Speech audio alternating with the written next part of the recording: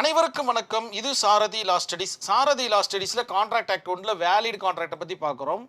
செல்ல தகுந்த ஒப்பந்தம் என்றால் என்ன அப்படின்னு ஒரு கொஸ்டின் கேட்டுருவாங்க. சிறு வினாக்கள்லையும் கேட்பாங்க, பெரு வினாக்கள்லையும் கேட்பாங்க. எப்படி கேட்டாலும் நீங்கள் எழுதுறதுக்கு தயாராகிடுவீங்க இந்த வீடியோ பார்த்ததுக்கப்புறமா. ஒரு வேலிட் கான்ட்ராக்ட்னா எப்படியெல்லாம் இருக்கணும், எதெல்லாம் இருக்கணுன்றது உங்களுக்கு இதற்கு முந்தின வீடியோவில் ஒரு ஐடியா கிடச்சிருக்கும். கெப்பாசிட்டி ஆஃப் கான்ட்ராக்டில் செக்ஷன் 10 and 11 நீங்கள் பார்த்துருப்பீங்க. ஸோ அதெல்லாம் நீங்கள் உங்களுடைய ஆன்சர் ஷீட்டில் எழுதுங்க. அது மட்டும் இல்லை, கெப்பாசிட்டி ஆஃப் கான்ட்ராக்டை எழுதிட்டு அதுக்கப்புறம் வேலிட் கான்ட்ராக்டுக்குள்ளே வாங்க. அற்புதமான ஆன்சராக உங்களுக்கு அமையும். ஒரு கான்ட்ராக்ட்னா இப்படிலாம் இருந்தே ஆகணும் அப்படின்னு சொல்கிறது தான் ஒரு வேலிட் கான்ட்ராக்டுக்கு உண்டான அர்த்தம். என்ன இருக்கணும், ஒரு ஆஃபர் இருக்கணும் அப்படின்ற மாதிரி சொல்கிறாங்க. ஏற்கனவே நம்ம எல்லாமே டிஸ்கஸ் பண்ண விஷயம்தான். இது 9வது வீடியோவில் நம்ம இருக்கிறோம். நம்ம ஸோ 8 வீடியோவுக்கு முன்னாடி இந்த விஷயத்தெல்லாம் நம்ம டிஸ்கஸ் பண்ணிவிட்டோம். உங்களுக்கு ஐடியா கிடச்சிக்கிட்டே இருக்குது உங்களுடைய ஆன்சர் ஷீட்டை ஃபில் பண்ணுறதுக்கு. நல்லா நோட் பண்ணிக்கணும் நீங்கள். ஸோ ஆஃபர் இருக்கணும். ஆஃபர் பார்த்தீங்கன்னா செக்ஷன் 2A டிஃபைன் பண்ணி சொல்லுது. அதற்கு ஆல்டர்னேட்டான வார்த்தைகள் தான் ஆஃபரர் அண்ட் ப்ராமிசர் அண்ட் ப்ரொப்போசல். அப்படியே டவுன் ஆகுது. ஆஃபர் மட்டும் இருந்துட்டா போதுமா, ஒரு கான்ட்ராக்ட் உருவாயிடுமா அப்படின்னு கேட்டிங்கன்னா கிடையாது.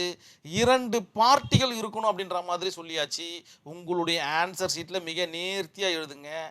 2 பார்ட்டிஸ் அப்படின்ற மாதிரி. 1 இஸ் ஆஃபரர், இன்னொன்று பார்த்தீங்கன்னா ஆஃபரி அப்படின்ற மாதிரி.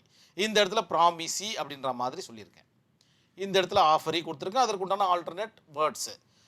சரியான வார்த்தை பார்த்தீங்கன்னா அக்செப்டன்ஸ். ஆஃபரை ஏற்றுக்கொள்ளக்கூடிய அந்த நபர் பெயர் அக்செப்டன்ஸ். ஸோ நீங்கள் இந்த இடத்துல இல்லுஸ்ட்ரேஷன் ஃப்ரேம் பண்ணணும். இந்த ரெண்டுத்துக்குமே ஒரு வேலிடு கான்ட்ராக்ட்டுக்குன்னா இந்த ரெண்டுத்துக்கும் ஒரு இல்லுஸ்ட்ரேஷன் ஃப்ரேம் பண்ணணும். இதற்கு ஒரு இல்லுஸ்ட்ரேஷன் ஃப்ரேம் பண்ணணும். இதற்கு ஒரு இல்லுஸ்ட்ரேஷன் ஃப்ரேம் பண்ணணும். மொத்தத்துக்கும் சேர்த்தா மாதிரி கான்ட்ராக்ட் ஒரு இல்லுஸ்ட்ரேஷன் ஃப்ரேம் பண்ணணும். இந்த மாதிரி நீங்கள் 4 லைன் நீங்கள் இல்லுஸ்ட்ரேஷன் ஃப்ரேம் பண்ணி எழுதும்போது உங்களுடைய எழுதும் திறனும் மேம்படும். உங்களுடைய ஆன்சர்ஸும் பார்த்தீங்கன்னா மிக நேர்த்தியாக அமையுன்றதுல எந்தவித ஐயப்பாடும் உங்களுக்கு வர வேண்டிய அவசியம் கிடையாது. ஏ என்கின்ற நபர் ஒரு ஆஃபரை வெளியிடுகிறார், பி என்கின்ற நபர் அதை அக்செப்ட் செய்கிறார். இந்த இடத்துல பார்த்தீங்கன்னா ஒரு அக்ரிமெண்ட் உருவாவதற்குண்டான வழிவகை ஏற்படுகிறது. அதோடு நிறுத்திக்கிட்டிங்கன்னா போதும். செக்ஷன் 2A அண்ட் 2B பார்த்தீங்கன்னா ஃபினிஷ் ஆகிடும். இவர்களுக்குள் பணப்பரிமாற்றம் நடைபெறுகிறது, கன்சிடரேஷன். அப்போது அக்ரிமெண்ட்டு கொஞ்சம் ஸ்ட்ரென்த் ஆகுது. கன்சிடரேஷன் நடந்து முடிஞ்ச உடனே என்ன ஆகுது, செக்ஷன் 2D முடிஞ்ச உடனே செக்ஷன் 2E ஆட்டோமேட்டிக்காக கிரியேட் ஆகிடுது. இப்போ இது லீகலாக பைண்ட் ஆகிருக்கா இந்த அக்ரிமெண்ட்டுன்னு கேட்டிங்கன்னா கிடையாது. லீகல் பைண்டப் கிடையாது.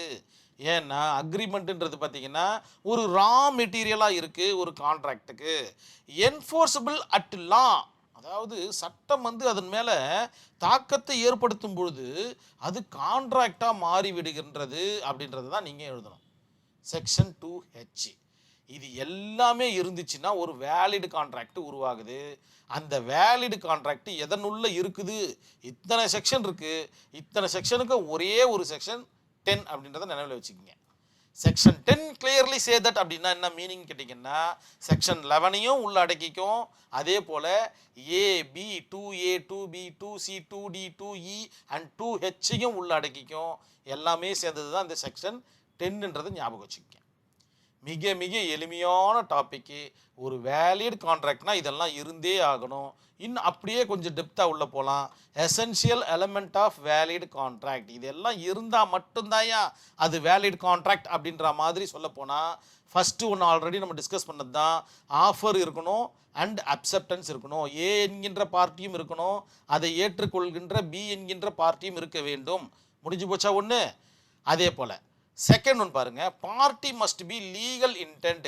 2 பேருக்குமே பார்த்தீங்கன்னா சட்டத்தினுடைய இன்டென்ஷன் இருக்கணும். எதுவுமே பார்த்தீங்கன்னா அன்லாஃபுல்லாக இருக்கக்கூடாது, எல்லாம் லாஃபுல்லாக இருக்கணும், லாஃபுல்லாக நடக்கணுன்ற ஒரு எண்ணங்கள் அவர்களுக்குள்ளே இருக்கணும் அப்படின்ற மாதிரி சொல்கிறது தான் 2வது பாயிண்ட் எசென்ஷியலில். தேர்ட் ஒன் பார்த்தீங்கன்னா லாஃபுல் கன்சிடரேஷன். கன்சிடரேஷனே லாஃபுல்லாக இருக்கணுன்றாங்க. நீங்கள் 1 கிலோ தங்கத்தை கொடுங்க, நான் அதுக்கு பதில் 1 கிலோ கஞ்சாவை கொடுக்குறேன் அதுனா இது லாஃபுல் கன்சிடரேஷன் கிடையாது. ஏன்னா அரசாங்கத்தால் தடை செய்யப்பட்டது இந்த கஞ்சா, இந்த போதை வஸ்துக்கள்.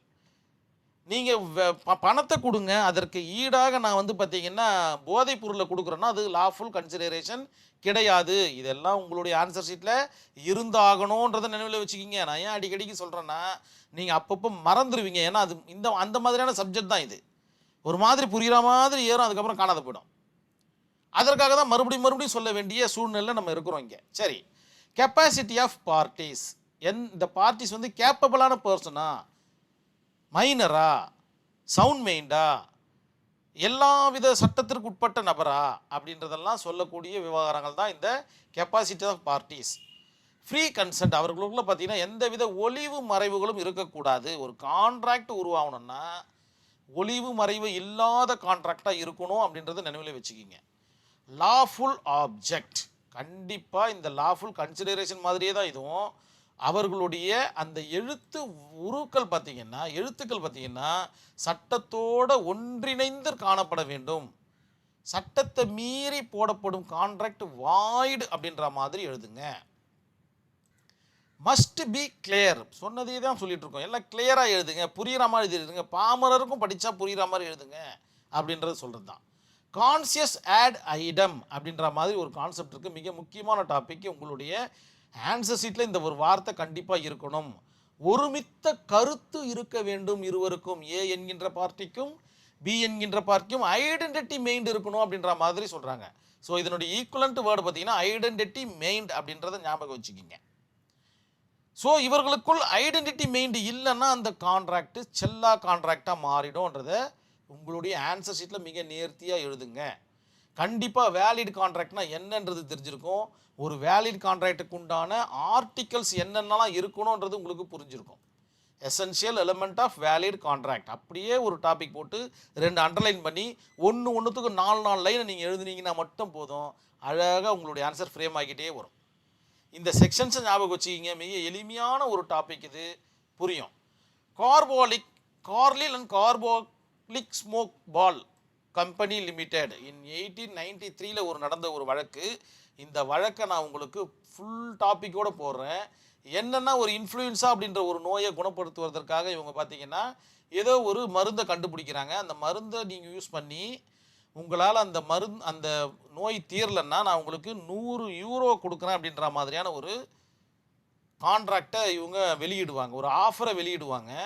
அதை உபயோகப்படுத்தின ஒரு நபர் பார்த்தீங்கன்னா இது யூஸ் பண்ணி எனக்கு சரியாகலை அப்படின்ற மாதிரி அந்த 100 யூரோவை கிளைம் பண்ண பார்ப்பாங்க. அது அந்த மாதிரி கொடுக்க முடியாது அப்படின்ற மாதிரி சொல்லுவாங்க. ஆனால் ஆனரபிள் கோர்ட் என்ன சொல்லும், நீங்கள் கண்டிப்பாக கொடுத்து தான் ஆகணுன்ற மாதிரி சொல்லும்.